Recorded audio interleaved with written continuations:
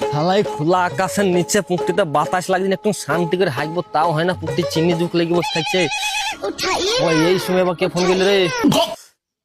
কইরা ছোড়া, তো আজ কাজে আসবি নি? না রে ভাই, আমি আসতে পারবো না, আমার জ্বর হয়েছে। জ্বর তো হবে, এই ঠান্ডা দিনে লাগি বসে থাকলে তো জ্বর হবেই। কেটে দিলে সত্যি কথা কারোর হজম হয় না। আবার কে ফোন করলি রে? হ্যালো, আপ কোন? এ বড়া কাকে ফোন লাগিয়ে দিলে? হিন্দিতে কথা বলছে, বাংলা কর বাংলা কর। আপনি যদি বাংলায় কথা বলতে চান তাহলে 11:30 টিপুন। 11:30 টিপ 11:30। দাদু 11:30 কি টিপবো? সালো জয়রা, আমি নাই পড়াশোনা করিনি, পড়া খাই মূর্খ। তুই বাল খেয়ে পড়া করিস নাকি? 11:30 টিপতে পারিস নি? এই 11:30 চোদা কারেন্ট কখন হবে তাই বল। ও আসবে না, কারেন্টের জ্বর হয়েছে। ও জ্বর হয়েছে, তা ডাক্তার দেখাও। ডাক্তার?